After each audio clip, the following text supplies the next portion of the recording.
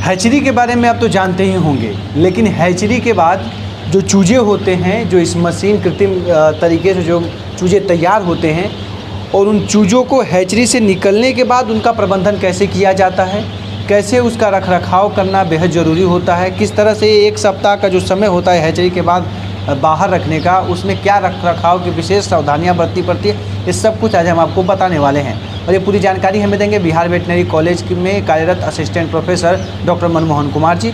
तो सर से आपको मिलवाते हैं और समझते हैं यहाँ की कहानी, और फिर आगे की विधि हम बताएंगे, सर से जानने का पूरा प्रयास करेंगे। तो सर, किसान तक में सर आपका स्वागत है। और हम चाह रहे थे कि हैचरी के बारे में बहुत कुछ आपने बहुत जानकारी दिया है, लेकिन अब हम चाहते हैं कि हैचरी के बाद ये जो चूजे बाहर निकलते हैं, क्योंकि बड़ा ही एक पूरे मशीन से बाहर निकलते हैं, मशीनीकरण पूरा रहता है, मैनेजमेंट रहता है, उससे एक जो नॉर्मल दुनिया है उसमें आते हैं, तो उसमें कैसे रखरखाव करना होता है और यहाँ से क्या रहता है, सब जानकारी है पूरा। देखिए, इसके लिए जो सबसे इम्पोर्टेंट चीज़ है कि यहाँ से जब भी हम लोग कोई भी किसान भाई जब चूजे ले जाए तो कम से कम एक सप्ताह का चूजा हो जाए, उसके बाद सेलर भी उसको देते हैं और किसान भाई को भी एक सप्ताह के बाद ही लेके जाना चाहिए, क्योंकि स्टार्टिंग के एक वीक में क्या होता है ना, मोर्टेलिटी बहुत ज़्यादा होती है। तो उससे बचाव के लिए क्या क्या तरीके अपनाने हैं और उसके बाद वो कितने बड़े होते हैं, कितने दिखते हैं, कैसे दिखते हैं, वो हम आपको आगे दूसरे सेट में दिखाएंगे।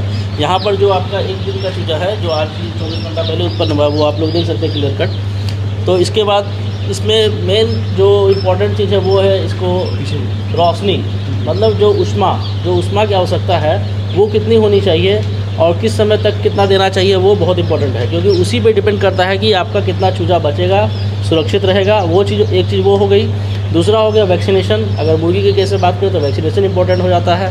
तीसरा, जो दाना उसको देते हैं हम लोग, उसमें प्रोटीन की मात्रा कितनी होनी चाहिए और कितना अमाउंट देना चाहिए। ये बेसिकली 3 चीज़ें हैं। कहने का मतलब हुआ, एक आवास प्रबंधन, दूसरा भोजन प्रबंधन और तीसरा स्वास्थ्य प्रबंधन। स्वास्थ्य प्रबंधन के अंदर वैक्सीनेशन की बात करेंगे हम लोग, ठीक है। उसके बाद आगे हम लोग देखते हैं नेक्स्ट सेट में। तो चलिए आइए चलते हैं सर के साथ और जानते हैं पूरे चूजा का कि इस मशीन से निकलने के बाद चूजों का रखरखाव, उनका प्रबंधन, उनकी रखरखाव कैसे किया जाता है, क्या कुछ होता है। आइए। देखिए, जैसा कि मैंने पहले भी आपको बताया कि इसमें मुख्य रूप से हम लोग को 3 बातों को ध्यान देना चाहिए। सबसे पहला चीज़ होता है कि हम लोग को जो जो हीट रिक्वायरमेंट जो है उसका कितना उष्मा चाहिए, उस पर ध्यान देना चाहिए, क्योंकि मोर्टेलिटी का मेन रीज़न वही होता है। और उसको पहचानने के बहुत सारे तरीके भी हैं और उसका बहुत सारा उपाय भी है।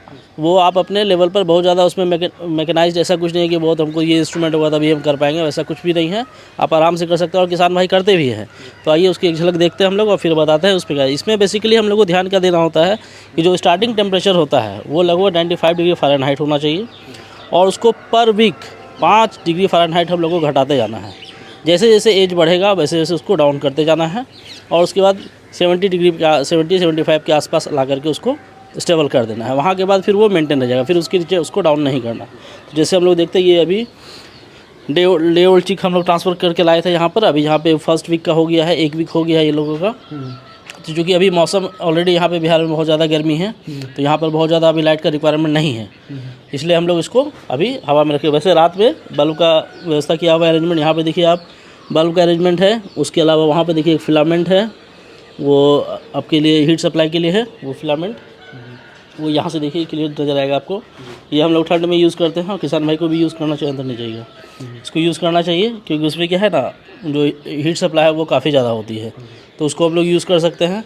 और जहाँ तक मैंने बताया आपको कि उसको आखिर पता कैसे चले हम लोग को इसको गर्मी लग रही है या ठंड लग रही है, इसके लिए क्या होता है, जब भी आप देखें आपके पास जो स्टॉक है, अगर देखिए कि वो सब अगर एक ही तरफ जमा हो गया है तो समझ लीजिए, क्योंकि अभी ये लोग जो जमा हुए हैं तो वो हम लोग को देख के जमा हुए हैं, क्योंकि हम लोग उनके लिए न्यू है, तो इसी कारण वो लोग वहाँ चले गए। लेकिन इन जनरल जब आप देखिएगा, आप दूर से भी देखिएगा, या जो यहाँ वर्कर काम कर रहे हैं वो लोग जब आते हैं तो देखते हैं कि अगर एक ही तरफ जमा हो गया, इसका मतलब क्या है, उन लोग को ठंड लग रही है, वो लोग आपस में सब एक जगह जमा हो गए ताकि उसमें आपस में एक्सचेंज कर सकें। 1 सप्ताह के हैं। हाँ, ये 1 वीक के है ये। अभी इनके रोग का क्या रहता है, कौन कौन से रोग? अब बात करते हैं हम लोग वैक्सीनेशन की। जैसा एक तो आवास प्रबंधन हो गया, दूसरा बात करते हैं हम लोग वैक्सीनेशन की। तो मुर्गियों में जब भी हम लोग किसान भाई जब चूजे खरीदेंगे तो हम लोग को पहला ध्यान रखना है कि जो मैरेक्स डिजीज़ होता है, जिसका मैरेक्स डिजीज़ जो है उसके अगेंस्ट में जो वैक्सीनेशन होता है, वो वैक्सीनेशन हम लोग को कराने के बाद ही चूजा वहाँ से लेना है।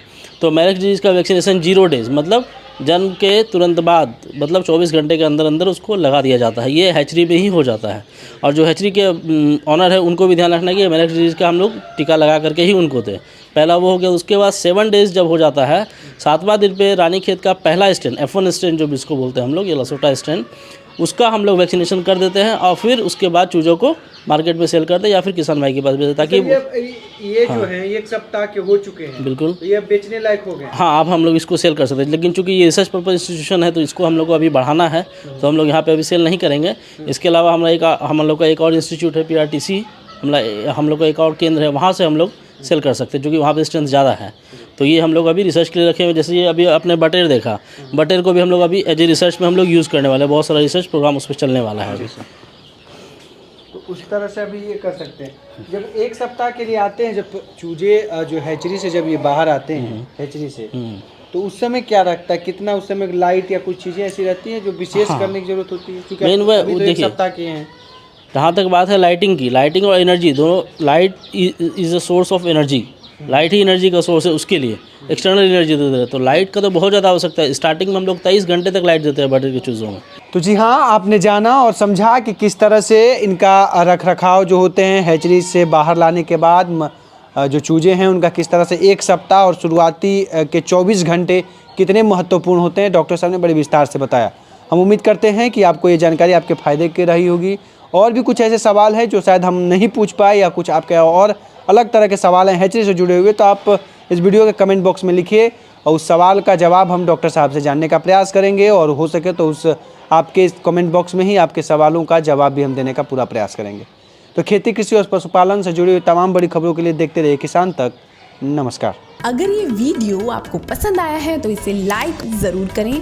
अगर चैनल अभी तक सब्सक्राइब नहीं किया है तो कर लें और नोटिफिकेशन पाने के लिए बेल आइकन भी दबा दें।